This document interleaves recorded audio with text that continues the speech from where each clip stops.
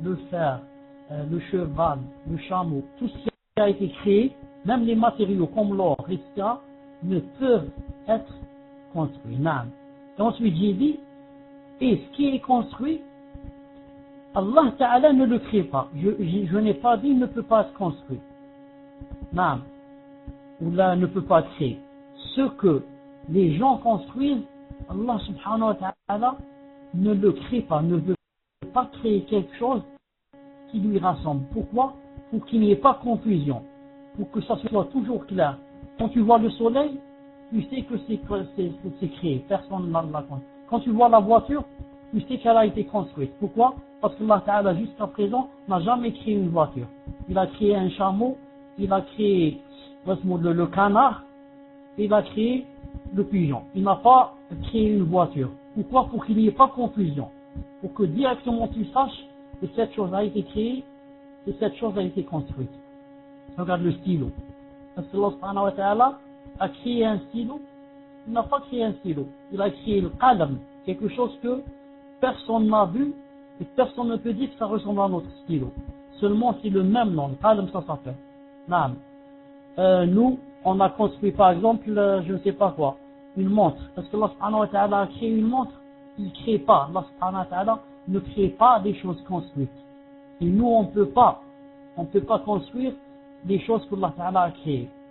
Voilà, Inch'Allah Ta'ala, c'est simple. Pour qu'il n'y ait pas de confusion, Allah Ta'ala fait cela sciemment. Il le fait pour qu'il n'y ait pas de confusion. J'espère, Inch'Allah Ta'ala, que tu as compris. Ce n'est pas difficile. Subhanallah, j'ai compris. Alhamdulillah, barakallahu fik, Abdel Haq, tu as compris. Alhamdulillah. Taïf, Abu Abdel Malik, prépare-toi. Quand t'as, jazakallahu khair, Hajar pour les numéros.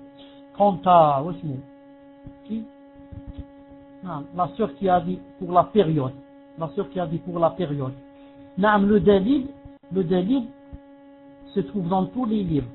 Inch'Allah Ta'ala, il se trouve, si la sœur a un livre qui s'appelle Sharh al-Mustanqa. Comment il s'appelle déjà? Comment il s'appelle? Sharh al-Mufid. Non, j'ai oublié comment il s'appelle le livre. C'est là, c'est tout. Quand je suis fatigué que je trouve pas comme ça facilement le nom du livre. Attendez une seconde, je vois le livre et je reviens.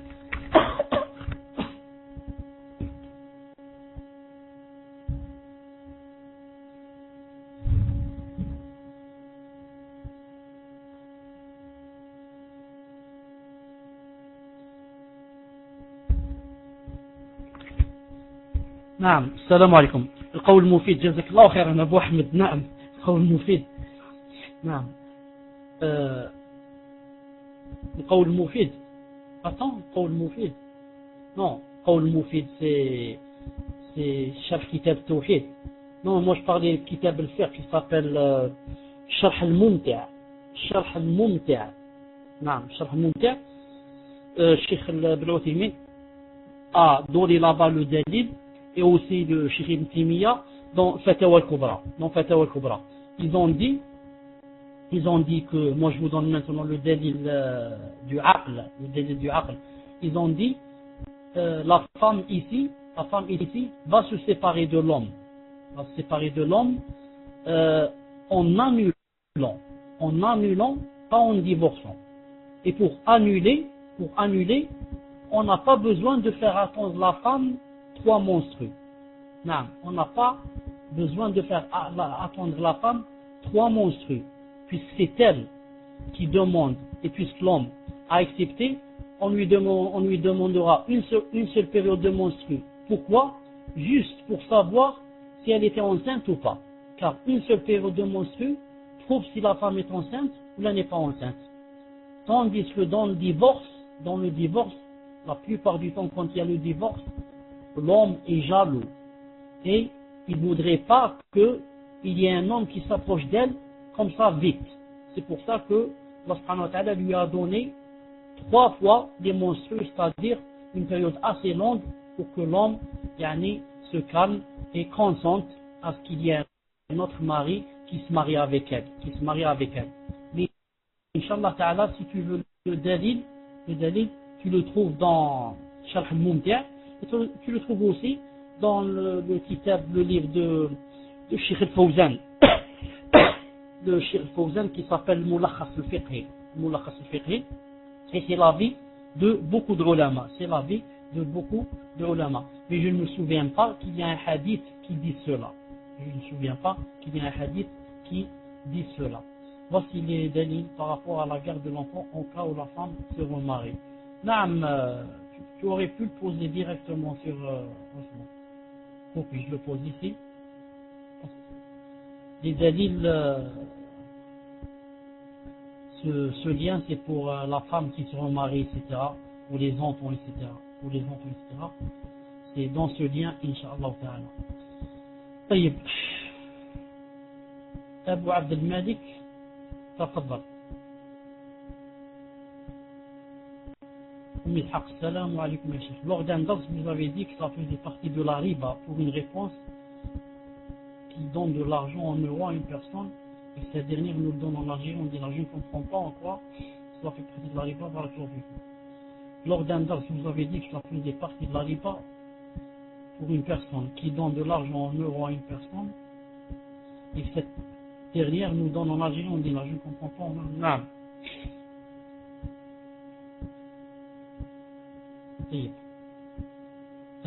Pour la réponse à cette question, je dirais que normalement, on devait commencer par les questions qui ont rapport au DAS, mais ça ne fait rien. Ça ne fait rien, puisqu'elle a été pour dire que là c'est trop tard. Quand quelqu'un nous nous prête de l'argent en une devise X, on doit lui rendre l'argent avec la devise qu'il nous a donnée. On doit lui donner l'argent avec la devise qu'il a donnée. Pourquoi? Parce que la devise elle peut monter, elle peut descendre. Elle peut monter, elle peut descendre. Ensuite, on va lui donner moins ou là on va lui donner plus.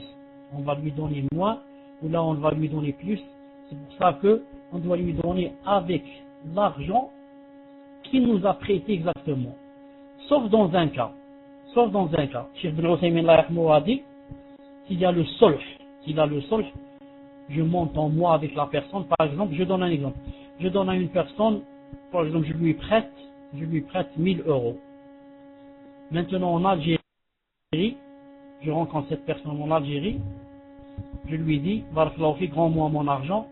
Il me dit, Wallah, j'ai pas d'euros, j'ai seulement de l'argent algérien, le dinar.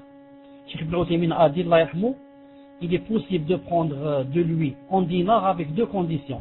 La première condition, il doit me les donner tous à la fois. Hein? Une seconde. La première condition, c'est quoi? Il doit me les donner tous à la fois. S'il va me donner en dinar, on va calculer. Ça donne combien? Il me les donne tous à la fois. Deuxième condition, il va me les donner d'après le coût du dinar, le jour même où il va me rendre l'argent. On va pas dire ça fait combien en dinar, combien fait le dinar, ou là combien faisait le dinar il y a un mois, ou là le jour où je t'ai prêté l'argent. Là, on va voir le dinar, combien qu'il coûte aujourd'hui. Aujourd'hui, le jour où tu vas me rendre mon argent, on va voir combien coûte le dinar. Donc avec ces deux conditions, il a dit, s'il remplit ces deux conditions, il peut les prendre avec une autre devise, ou une autre, comment ça s'appelle, pour ces deux conditions. Il a dit maintenant, si la personne n'a pas tout l'argent en algérien, elle n'a pas tout l'argent, elle n'a pas, moi j'ai prêté 1000 euros à quelqu'un, premièrement il n'a pas l'argent en euros, deuxièmement il a de l'argent algérien mais il n'a pas 1000 euros, il a l'équivalent par exemple de 100 euros. Comment qu'on va faire? Il a dit, alors il va me donner l'équivalent, par exemple, je lui dis par exemple combien tu as, il me dit par exemple j'ai, je ne sais pas, 1500 en argent algérien, alors je vais lui annuler l'équivalent en euros. je lui dis ça donne l'argent algérien ça d'aujourd'hui que tu as, ça donne combien en euros? Il me dit ça donne par exemple 30 euros. Je lui dis alors tu me donnes ça en contrepartie de 30 euros. Voilà, tu m'as donné pour 30 euros, donc j'annule des 1000 euros, j'annule 30 euros aujourd'hui. C'est comme ça, à chaque fois qu'il me donne un peu, j'annule en euros combien qu'il m'a donné. Sinon ce n'est pas fermé. Naam. Wallahu ta'ala est plus savant. Abu Abd al-Malik, tafaddal. Ishaq, parce qu'il y a un hadith qui dit l'or, c'est l'or, l'argent, c'est l'argent, le sel, c'est avec le sel, ça marche ensemble, on ne peut pas changer. Les ulama ont dit la même chose, la devise. L'euro, c'est avec l'euro, livre sterling, on ne peut pas changer. C'est comme ça. Assalamu alaikum, inni uhibbuka fillah, ahabbaka alladhi ahbabtani lahu. Quand quelqu'un aime quelqu'un fillah, il est éprouvé, hein, on lui fait des épreuves. Attention, il y a des épreuves et on voit si c'est vraiment... C'est facile de dire uhibbuka fillah. Moi, plusieurs personnes m'ont dit uhibbuka fillah. Mais attention, si tu m'aimes en Allah subhanahu wa ta'ala, ensuite, si je fais une faute, tu me pardonnes ou là, comment on dit, tu vas faire la qiyama. المهم أحبك الذي أحببتني له. Je vous pardonne bien sûr, cher. Naam. Jazakallahu khair. Beaucoup ont dit je te pardonne, ils n'ont pas pardonné. Jazakallahu khair. Barakallahu fik. Je te crois, Inch'Allah ta'ala. Naam. أحبك الذي أحببتني له. Il y a deux jours, j'ai prié salat al-dhuhr. Et j'ai pas fait le premier tashahhud. J'ai oublié. Ensuite, j'ai continué. C'est trop tard, on pense en faire sujoud sahw. Ensuite, j'ai oublié. C'est-à-dire que tu as oublié sujoud sahw. Et je me suis rappelé, dois-je refaire cette prière? Si oui, dois-je refaire de celle que j'ai faite après celle-ci? Non. Quand quelqu'un oublie sujoud sahw, s'il se rappelle de sujoud sahw juste après 5 minutes, 10 minutes, un quart d'heure, Cheikh Ibn Uthaymin a dit 5 minutes, disons ma'alish, un quart d'heure, 5 minutes, qu'il fasse seulement sujoud sahw. Mais si c'est trop tard maintenant, il refait la salat et ne refait pas les salats qu'il a fait en plus, après, c'est-à-dire les sunan. C'est pas la peine de les refaire. Donc, Inch'Allah ta'ala, Cheikh Abdul Malik, tu refais seulement cette salat, sans refaire les autres salats. Tu refais seulement cette salat, sans refaire les autres salats que tu as fait après cette salat. Wallah subhanahu wa ta'ala alam. Pardonnez-moi, Cheikh, il y a une question juste avant celle de Wissam, je vous la recopie si vous voulez. Naam, peut-être je ne l'ai pas vu. Recopie là. Fika barakallah, Abu Abdel Malik. Fika barakallah. Ça ne fait rien, ça ne fait rien. Oui. Malken 11, prépare-toi, Inch'Allah. Je t'ai enlevé le point rouge. Attends seulement que la sœur Hajar pose la question des sœurs. Salam alaikum ukhti. Moi je suis un akh. Salam alaikum akhi. Je sais qu'elle a dit ukhti à toi Hajar. Je plaisante, c'est tout. Pourrais-tu poser une question, barakallahu fik?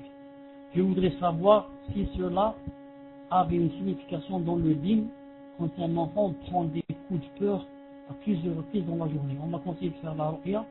Puis-je la faire dans ce cas, barakallahu fik, ça m'inquiète beaucoup. Naam, je ne sais pas comment il prend des coups de peur, qu'est-ce que ça veut dire exactement, mais Inch'Allah ta'ala, fais-lui la ruqya. Déjà, si son père, ou là, si toi, Inch'Allah ta'ala, tu peux aller mettre ta main sur sa tête, ou là, sans mettre ta main, tu peux t'asseoir, ouvrir le Coran, et lire par exemple, un peu de sourate al-Baqarah. Naam, c'est déjà, s'il a quelque chose, déjà tu ressens. Maintenant, nous, il faut qu'on trouve quelqu'un qui fasse la ruqya, il faut qu'il soit un imam, il faut qu'il soit je ne sais pas quoi. Tout ça, ce n'est pas vrai. Donc, quelqu'un, il peut faire la ruqya à ses enfants, la femme peut faire à ses enfants, le père peut faire à ses enfants, s'il ne connaît pas beaucoup de Coran, il ouvre le Coran. Il y a même des cassettes spécialement pour la ruqya qui se vendent. où c'est répété comme ça, ayat al-Kursi et certains versets. Donc toi, Inch'Allah Ta'ala, déjà, pour avoir une idée sur ton fils, déjà, c'est toi qui lis, Inch'Allah Ta'ala. Tu lis, ou là tu mets la cassette et tu lui dis assieds-toi. Tu dis à ton fils assieds-toi et tu mets la cassette du Coran, tu lui dis allonge-toi par exemple, laisse-le allonger et tu lui dis écoute et médite avec ce qu'il dit. Et tu vois la réaction. Si tu trouves que il n'a aucune réaction, Inch'Allah Ta'ala il n'a rien.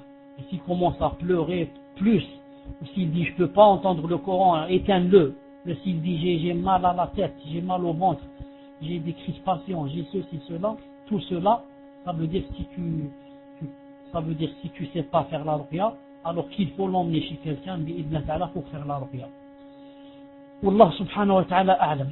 اتفضل مكان 11 تفضل.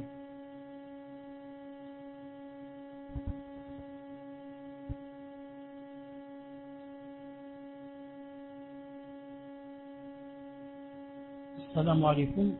عليكم السلام. بارك الله فيك بارك الله. Tout ce que vous faites pour nous, je voudrais poser une question hors sujet. تفضل.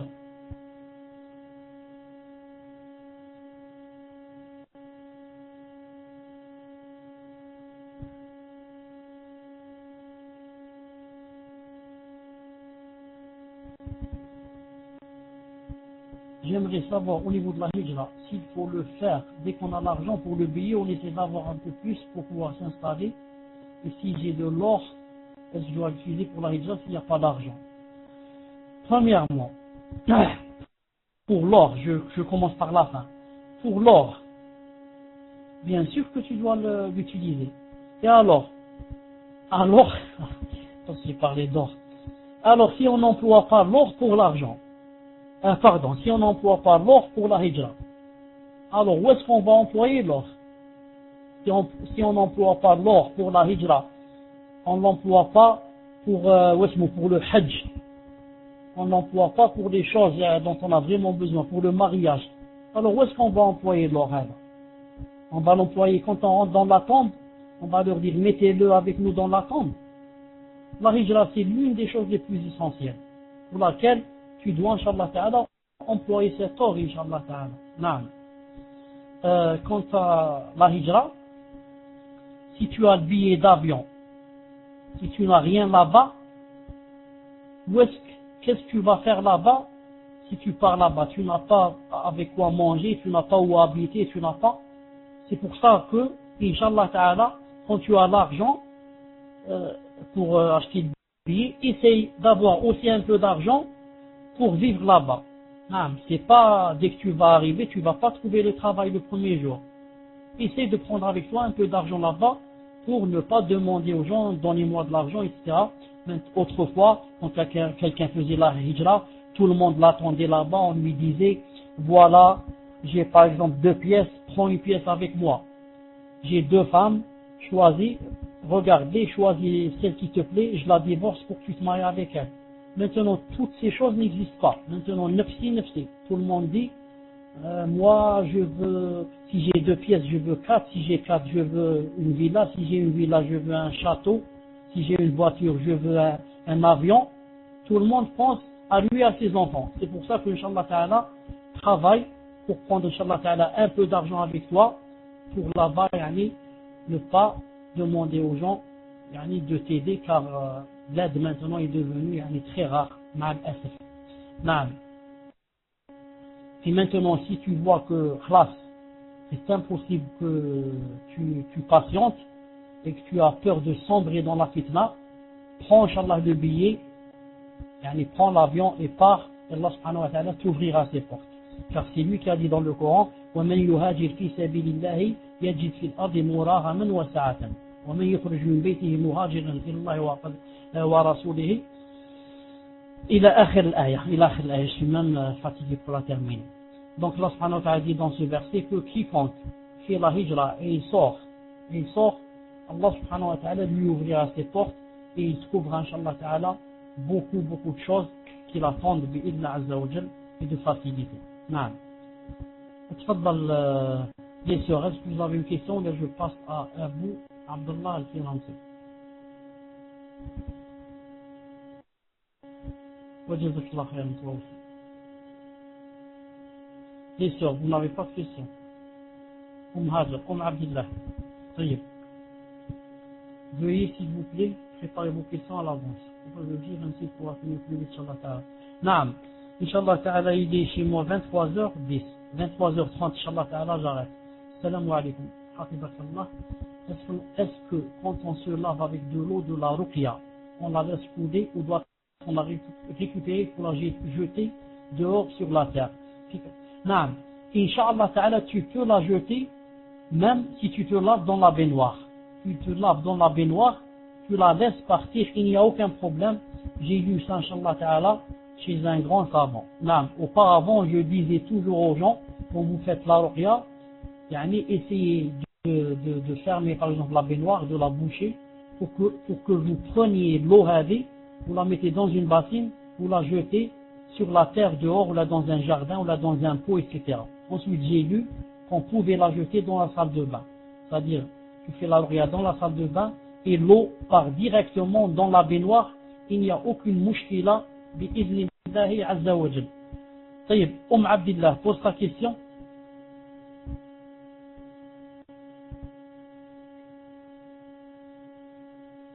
Abdillah, j'aimerais savoir, je suis divorcé, je ne trouve pas de mahram, car par fraternité, par rapport à mon mari, les frères ne veulent pas être mon mahram. Barakallahu fik.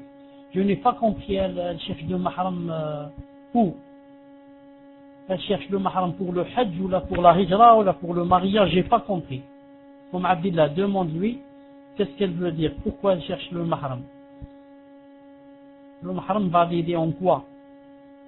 Abu Abdillah Firansi, pose ta question, Inch'Allah Ta'ala, le temps que la sœur reformule. Pour le mariage.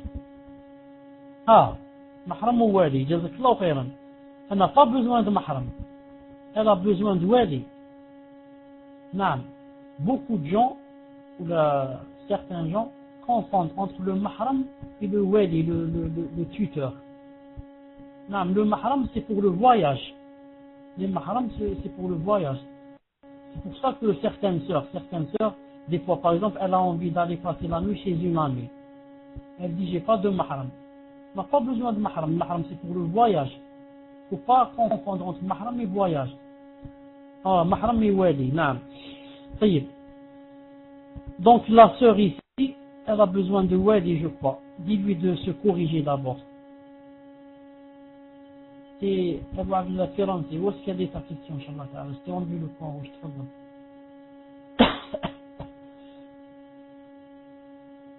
Assalamu alaikum wa rahmatullahi wa barakatuh. Wa alaikum salam wa rahmatullahi wa barakatuh wa maghfiratuhu. Ma question n'est pas spécialement sur le cours, mais concerne la aqidah. J'aimerais que vous expliquiez comment comprendre les deux sortes d'hypocrisie, dont la foi et les actes. Et j'aimerais que les frères me conseillent sur un livre en français parlant de ce sujet. Barakallahu fikum. Naam, s'il y a un frère qui connaît un livre qui parle sur ce sujet, il y a Tafaddal, qui parle de l'hypocrisie et la différence entre la grande hypocrisie et la petite. Moi je dirais, naam, il y a deux sortes d'hypocrisie, comme il y a deux sortes de kufr, comme il y a deux sortes d'associations. L'hypocrisie, il y a la grande et il y a la petite. La grande, si quelqu'un l'a fait, il va rentrer à Jahannam, il ne va plus ressortir, Allah subhanahu wa ta'ala al-afiyah.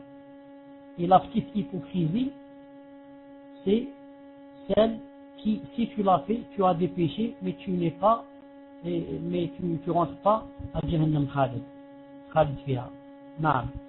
Donc, la grande hypocrisie, c'est quoi? C'est montrer l'islam alors que dans notre cœur, on est kafir. C'est comme l'hypocrisie de, par exemple, Ubay. Abdullah ibn Ubay. Abdullah ibn Ubay ibn Abi Saloul.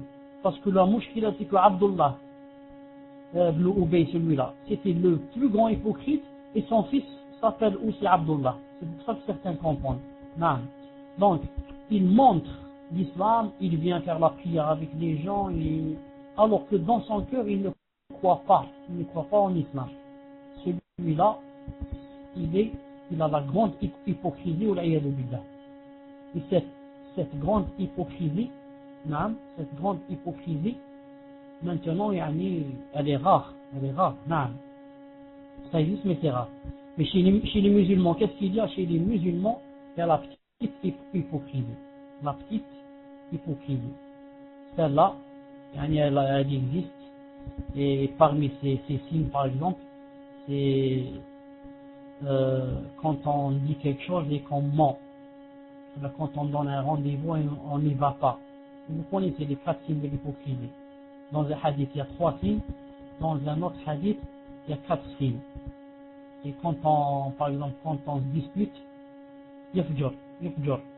Et il dit des mots qui sont pas bien, etc. Non. C'est ça la petite hypocrisie. Et elle peut marcher avec l'islam. On peut être, tout en étant musulman, on est hypocrite.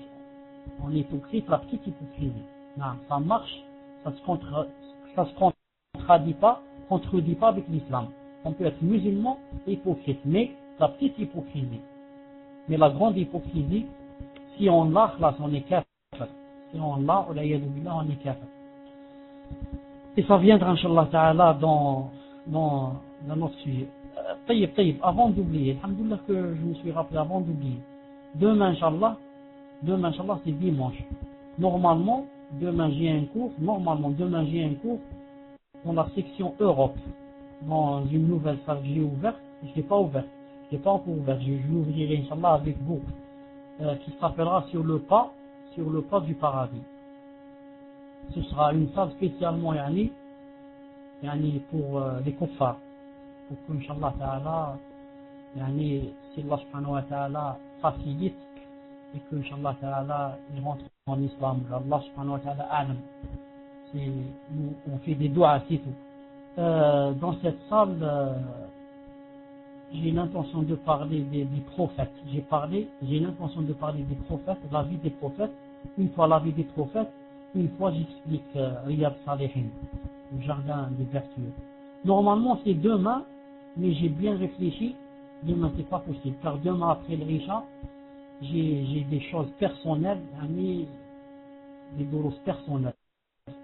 Je ne peux pas faire 2 cours à la fois après l'Aïcha. J'ai un cours après l'Aïcha, ensuite j'ouvre la salle. C'est pour ça que sur le pas du paradis, sur le chemin du paradis. C'est pour ça que j'ai choisi, Inch'Allah Ta'ala, de la faire le lundi. C'est-à-dire lundi, au lieu de faire le hadith lundi, vous savez dans mon programme il y a le hadith. Samedi Aqidah, lundi hadith, et mercredi fiqh. Alors à la place du lundi, Inch'Allah, à la place du hadith, vous me trouverez, Inch'Allah, dans la section Europe. C'est pas dans Islam. Vous me trouverez là-bas, dans cette salle, Inch'Allah Ta'ala, là-bas. Marhaban bikoum. Et vous m'excuserez dans cette salle. Quand je dirai poser des questions. Vous m'excuserez si, je donne beaucoup, à eux et pas à vous. Parce que vous êtes tout le temps avec moi. Mais eux, ce sont des nouveaux, je ne sais pas s'ils vont rentrer dans la salle, je me dis comme ça. Il y a des kuffars qui vont poser des questions. Bien sûr, ils seront plus avantageux que vous, parce que vous avez l'avantage d'être avec moi tout le temps, et eux, seulement une fois ou là. Et bien sûr, leur question est difficile, parce que ils ont beaucoup de choubouhats, etc. C'est pour ça que si je peux, je réponds, si je peux, je réponds pas. Et ceux qui, d'entre vous, m'aident et connaissent par exemple des réponses, ils vont poser des questions, peut-être je ne connais pas la réponse. Ils vont poser des questions en se basant sur la Bible, etc. Moi, je ne connais rien de la Bible. Tout ce que je sais, c'est qu'il y a des fausses. Il contient beaucoup de choses fausses. Et je ne connais pas des délits, etc. Donc, vous, si vous pouvez m'aider en répondant, vous répondrez à ma place. Vous répondrez, Inch'Allah, il n'y a pas de problème. Même en prenant le micro, il n'y a pas de problème. Et ne vous étonnez pas, Inch'Allah Ta'ala, si je leur donne le micro et qu'il y aura des femmes qui parlent. Des femmes qui parlent parce que une femme qui est kafir, elle ne voit pas pourquoi c'est interdit de parler. Ensuite, en islam, une femme n'est pas interdite. En islam, la femme ne lui est pas interdite de parler. il lui est interdit de casser sa voix quand elle parle. Mais si elle parle normalement, elle dit donnez-moi du pain, ou là j'ai une question, ou là elle parle dans le dîn, c'est pas interdit.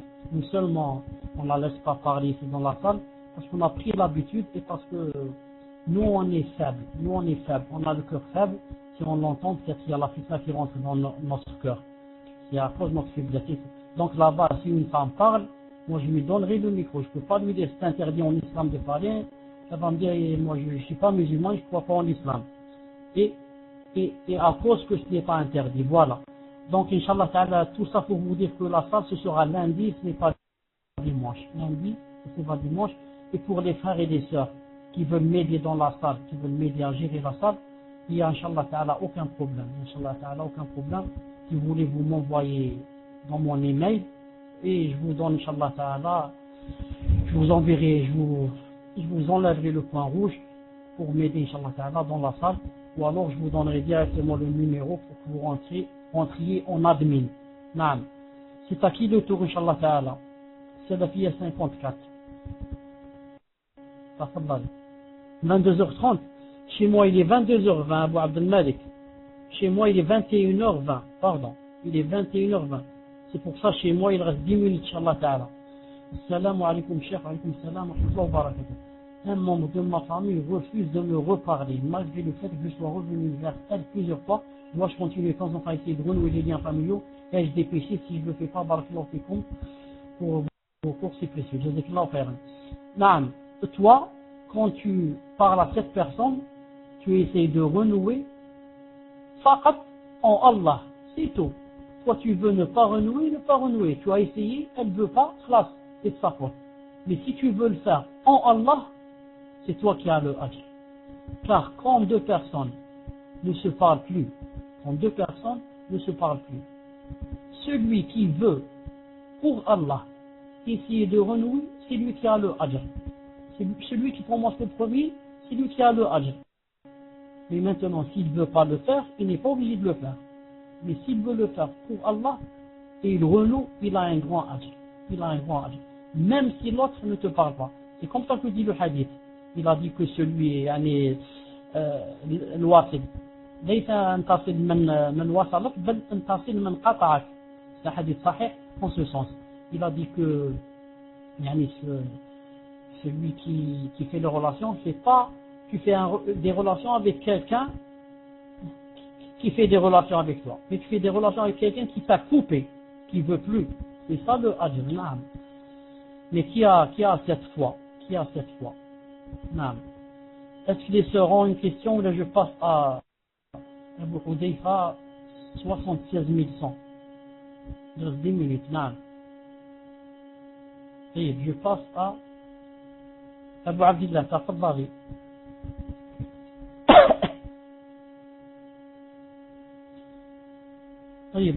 Abu Abdillah pose une question, ensuite Abu Hudayfa, ensuite Hajar.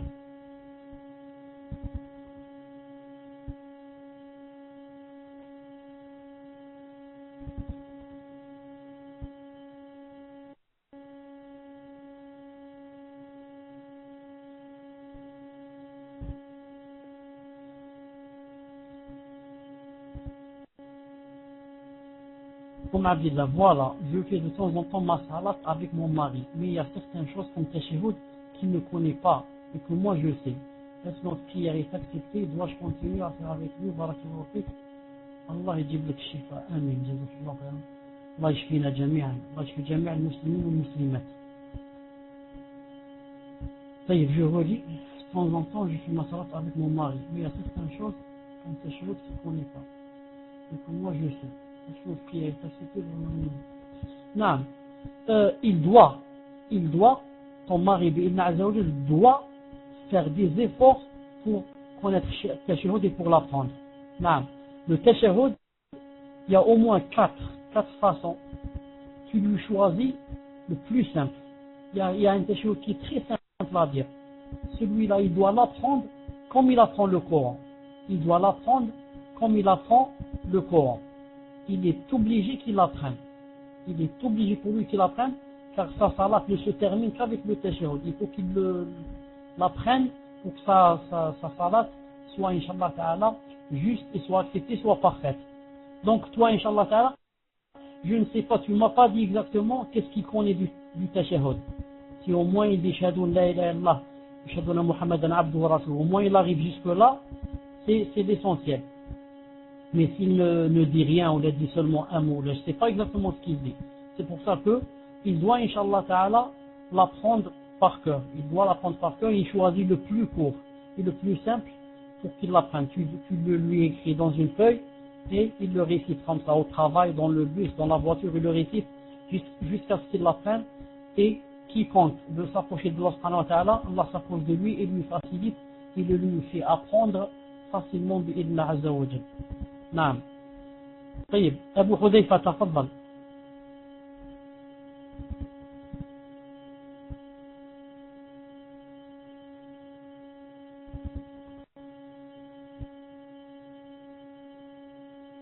السلام عليكم وعليكم السلام ورحمة الله وبركاته. Allah vous préserve. Amin. Wa iyyakum jami'an inshallah ta'ala. Je voudrais savoir si on pouvait voter pour un kafir dans Bilad al-Kufr. Certains ont compris parmi les frères que l'on pouvait utiliser la règle du moindre mal. De voter pour le monde Barakallahu fik. Aussi dans le Bilad muslim, il permet aussi de voter, aussi il permet pour une femme de visiter les tombes. Beaucoup de questions à la fois. En ce qui concerne le vote, j'en ai parlé plusieurs fois et déjà la fois passée, j'en ai parlé, c'est-à-dire même hier. J'ai parlé même hier du vote. Très rapidement, je dis. Très rapidement, il y a deux avis. L'avis de Cheikh Moukbel et les autres qui disent c'est interdit de voter. Et l'avis de Cheikh Al-Albani et le mufti de l'Arabie Saoudite qui dit c'est permis de voter pour le moins mal et le moins mauvais. Naam. Si tu prends l'avis d'Albani, tu votes pour éloigner le plus mauvais et faire passer le moins mauvais. Naam.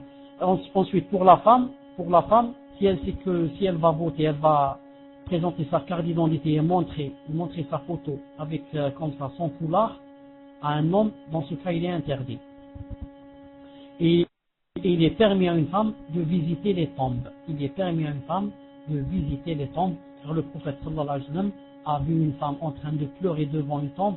Il lui a pas dit c'est interdit. Il lui a dit seulement patiente. Il lui a dit seulement patiente. Les ulama ont dit si c'était interdit, il lui aurait dit qu'est-ce que tu fais ici dans la tombe. Naam. Maintenant, Hajar et Abu Abdullah 77. Hajar, est-ce que tu as une question?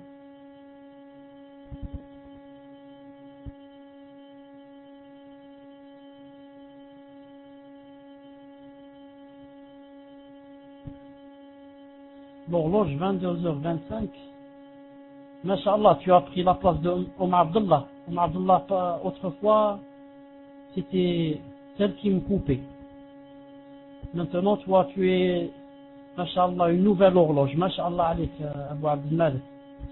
Je ne sais pas si tu marches à l'heure, c'est tout. Je ne sais pas si tu es bien réglé. طيب هاجر السلام عليكم ورحمة الله وبركاته. وعليكم السلام ورحمة الله وبركاته ومغفرته. Quand je vais à la mosquée, je vois la plupart de mes sœurs arrêter de bouger le doigt. Lors du dernier tashahhud, au moment où l'imam commence à dire le salam. Droite. Est-ce correct ou faut-il continuer de bouger le doigt jusqu'à ce qu'il est complètement fini, arrêter de bouger plus fort que nous commence à dire le salam. Barakallahu fik cheikh. Naam. L'avis le plus juste, la sunna la plus juste, c'est que quand on s'assoit avec l'imam ou là on est sur la même chose.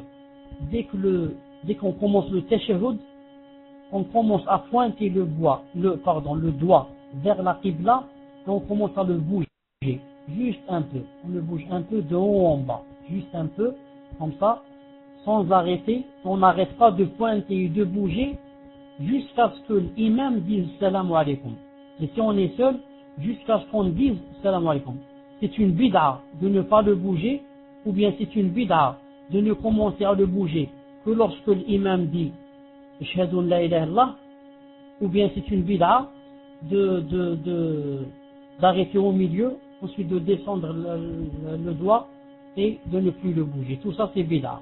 Donc la sunna c'est de commencer à le bouger jusqu'à ce que le imam termine. Même si nous on a terminé, on reste en train de le bouger jusqu'à ce que l'imam dise salam alaikum pour qu'on dise nous salam alaikum. Ishaq, pose ta dernière question, Inch'Allah Ta'ala.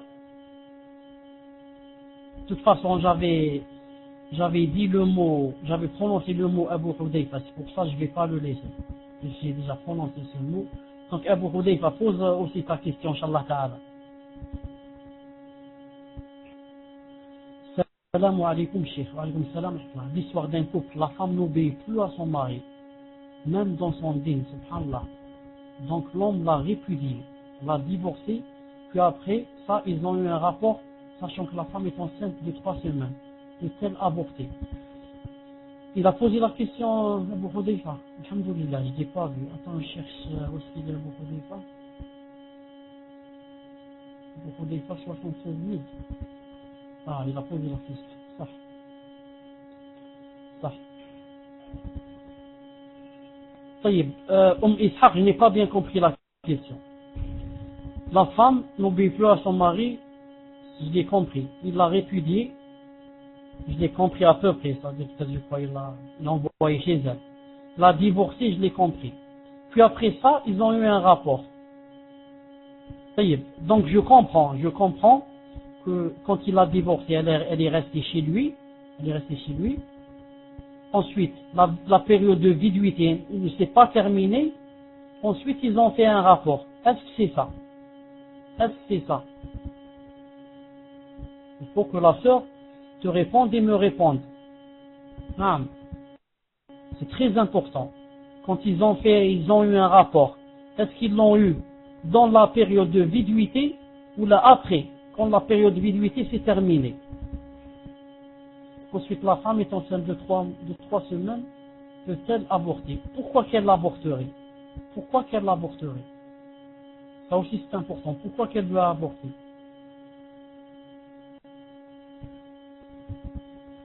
Je lui ouvre mes PV. Non, ouvre tes PV. Moi, j'aurais conseillé à cette sœur qu'elle m'envoie une lettre bien explicative pour que je comprenne mieux. Car maintenant j'ai des questions. Non, j'ai des questions à lui poser. Non. Ishaq, dis-lui, Inch'Allah Ta'ala, de m'écrire. Dis-lui de m'écrire à l'adresse Apprendre l'Islam. Comme ça, je trouve la lettre, Inch'Allah Ta'ala, bien expliquée. C'est mieux. Elle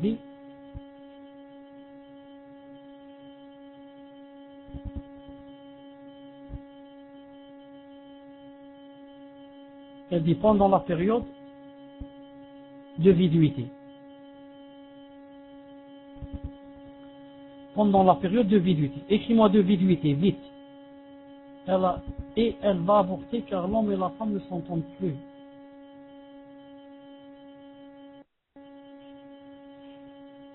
Non, alhamdoulilah. Puisqu'elle a fait ça dans la période de viduité. C'est faisable. Ça veut dire que c'est toujours sa femme. Et elle dit qu'elle va avorter parce qu'ils ne s'entendent plus. Je ne vois pas pourquoi quand ils ne s'entendent plus, elle va avorter. Avorter n'est pas permis sans raison valable. Avorter n'est pas permis sans raison valable. Je ne vois pas pourquoi elle va avorter. Non, avorter n'est pas permis sans raison valable. De toute façon,